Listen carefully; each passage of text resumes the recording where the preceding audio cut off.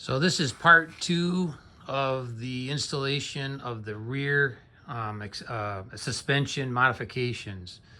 It's a kit that I bought, I think designed by Rob Moore. Here's the brackets. I got them painted up. This is your right bracket. This is your left bracket, which is also going to encompass a longer kickstand. And so what I've done here is I went ahead and I removed the pivot bolt for the swing arm, which went through right here, and dropped that swing arm out of the way. And I started playing around with the bracket and kind of coming up against a snag. So in order to show you what I'm up against, I'm gonna have to remove the rest of that swing arm. I need to get it out of my way anyways, so why don't I go ahead and do that, and then I can more clearly show you what the potential problem is back here. So I'll be right back. All right, so we got the rear swing arm removed. I just got it swung out of the way, laying on the floor there. And this shock here on the right side, I couldn't remove it because the bolt is hitting the header pipe here. So, and I just don't feel like removing that header pipe right now. I'll deal with that later. So I did go ahead and get the that's the right bracket installed. Actually had footage of that, but somehow I didn't have the camera set, or the phone set to the right. So I lost the footage. So what I ended up doing here was the bracket here that's used for mounting your chain guard that sits up into here like this. I ended up sandwiching that bracket between the existing flange, meaning the existing bracket that's welded onto the frame, and the new bracket supplied in the kit, and I spaced it out so that the bracket would be in proper alignment. Because if you don't space it out, what happens is I can probably show you here on the left side. What happens is if I take this straight edge here and I kind of just line it up, hitting the original bracket, and it comes up against the tubular structure of the bike.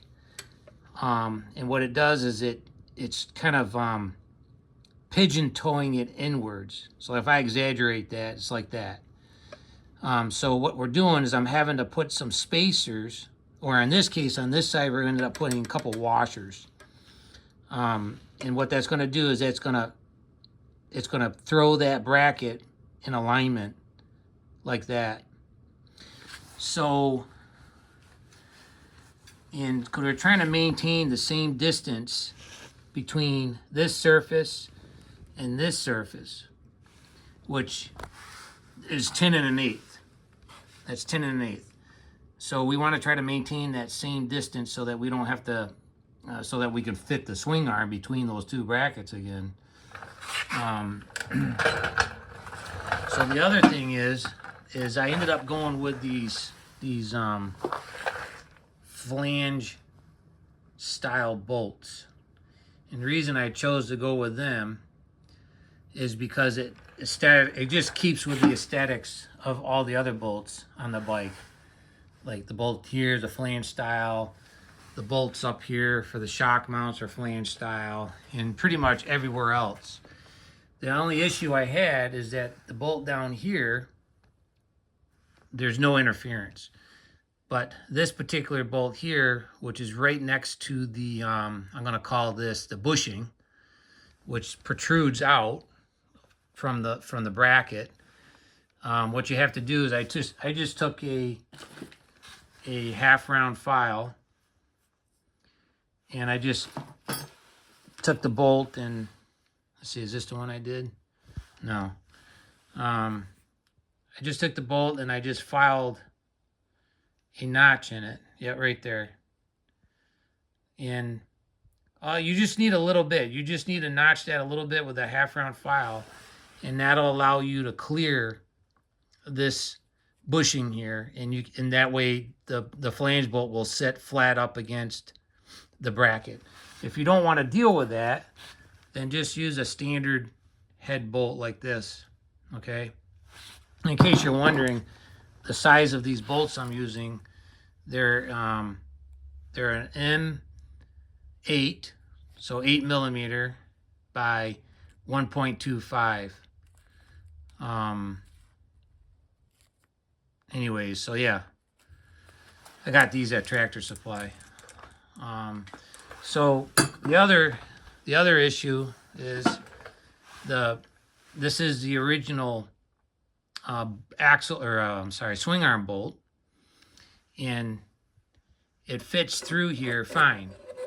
I think this thing's a 1/2 inch, this diameter here, but on the bracket here that goes on the left side, let me put this bolt down. The hole here, I think when they bent this, when they folded this steel over to wing this out for the kickstand, I think it crimped or oblonged the hole here. So I'm gonna have to re-drill this with a 1/2 inch bit, because as of now, the bolt will not fit through there. Not a big deal.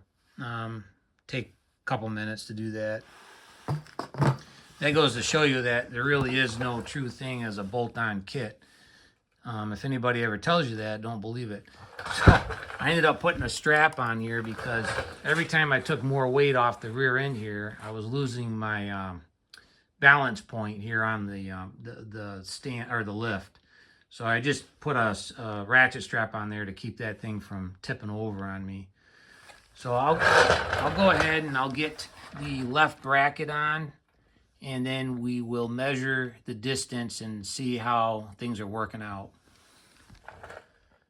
All right, so we got the left bracket mounted now, and I had to make some modifications to that bracket because when I just assumed that this hole, remember when we talked about that hole being too tight? Well, I drilled it out to a 1/2 inch, and that ended up being not the right size. It was supposed to be 12mm. So I just assumed it was 1/2 inch, and it's my fault. So what I did to rectify it is I welded on this part here is a what do you call those? It's a stop collar. It's a 7/16 stop collar. So what I did is I welded it on to the bracket and drilled it out to the proper diameter, which, I mean, I don't have a 12mm bit, but I did have a 15/32, which is really close to 12mm. So now the bolt goes through and fits snug, like with very little play. And of course, you need a little clearance to get that thing in and out of there. But the 1/2 inch hole was just wiggling around in there, and I didn't like that. So the other thing this resolved was the other issue is I had to grind this stop collar. I had to kind of shape it to fit the curve here before I welded it on, and that resolves the other issue is that this flange would have had to been ground to fit that curve too, or you wouldn't. When you put it on, you would have had this gap like that. If you follow what I'm saying, is that the bottom part of the flange would hit the curve, not so you wouldn't have a snug fit. So now with that stop collar on there, it's going to fit nice like it should. And I know I added probably another 3/8 of an inch there, but that's okay because we have more. As you can see, that bolt comes out to there. So I'm hoping we have enough to mount the chain tensioner device. So So I did end up putting, I don't know if I can show you, I did end up putting two, if you can see that back there, let me move this light. I did end up putting two 8mm washers back between the factory bracket that's welded on and the new bracket that we bolt on. So that way we spaced it out to, like what I was talking about, towing this thing back in, so it's these two brackets are parallel. So now our distance, if I can find my tape measure, remember I told you it's 10 1/8. Well, now our distance is, we're looking at 10 1/16. Okay, so we're 1/16 too tight, but I think we can make this work, because if you take these caps, I took the one cap off, and if I take the cap off, you can see that there's some rubber. I'll put this in the light. There's some rubber in there, and I think I can scrape that rubber off and gain maybe, I don't know, a little less than a 32nd on each side. And I think after doing that, I think we'll be able to get this to fit on here properly. So a little fudging you got to do. I wasn't planning on this part here, so don't make that mistake. It is a 12mm through hole on these brackets, not a 1/2 inch. Anyways, let me go ahead and I'll scrape out the rubber on these things, and we'll see how the swing arm fits after that. Okay, so we got the rubber cleaned out of the caps that go on the end of the swing arm.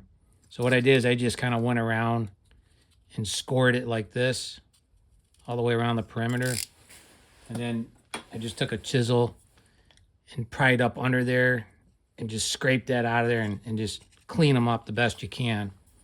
So now we're ready to install these caps back on the swing arm and see if this thing's going to fit between the two new brackets.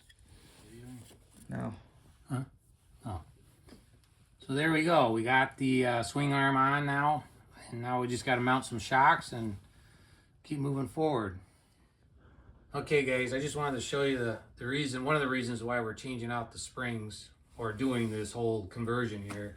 This is the stock shock that comes on this bike, and which is a 9-inch. And if you, I put all my weight behind this thing, and you can see it's pretty stiff, little shock. Compared to, even though this is a bigger shock, it doesn't take as much. You can see how much easier I can move that spring. So that was one of the things I wasn't too thrilled with this bike, is that it was still, even though it had full suspension in the rear, it was still a pretty stiff ride. And I think it's because of these little guys here. So I'm hoping with everything that we're converting here, it's going to improve the suspension in the rear. So Plus you have a lot of adjustment. yeah, plus you have adjustment on these. You have more adjustment on these than you do these guys here. So, all right. So we got the shocks mounted, and things are looking pretty good. I'm pretty pleased with how things are turning out so far. So what's left is we have to hook up, reinstall the chain, finish messing around with the chain tensioner device, got to hook up the spring, and I haven't finished bolting all that down. And then on the other side here, let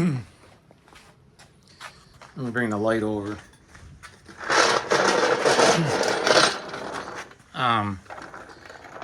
I think what I'm going to end up having to do is, this brake caliber is going to end up being too short now.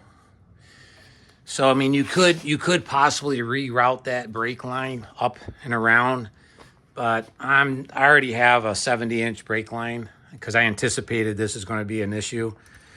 So I'm just going to install. I already drained this line, so I'm just going to install a new brake line and route it the way it originally was routed, down up here behind the shock and over. So here's the kickstand. Got the kickstand. That looks like it's going to work pretty good. So other than that, got a few other things obviously to finish up on this. I haven't installed the extension kit on the front forks yet. I still got to do that. But I think I'm going to wrap this video up as part 2 and I'll make a final part when everything's done, I guess. So I just wanted to mention, I was over to Tractor Supply, and they happened to have one of these on the floor, this same model. And I noticed that, so I bought this bike in 2024, and I happened to notice that they're now welding a bracket or a gusset in here. And I think the reason they're doing that because I think there's a lot of complaints of people snapping these things. So, and it's kind of neat to see that Coleman Power Sports is, they're trying to improve their product, and they're hearing their customers' responses or replies or complaints, and they're actually doing something to remedy that issue. So I actually took a picture of that. I'll try to put that picture at the end of the video. So that's something I might end up doing. I might, sand the paint out of here and weld in a gusset here to help keep this supported. But the nice thing about installing this extension kit, the raised suspension kit, is that it's going to have a lot better ground clearance than the stock version would have. So being that this isn't going to be as susceptible to getting hit as the stock bikes are. So other than that, I guess I'll just close this video out, and we'll see you on part 3.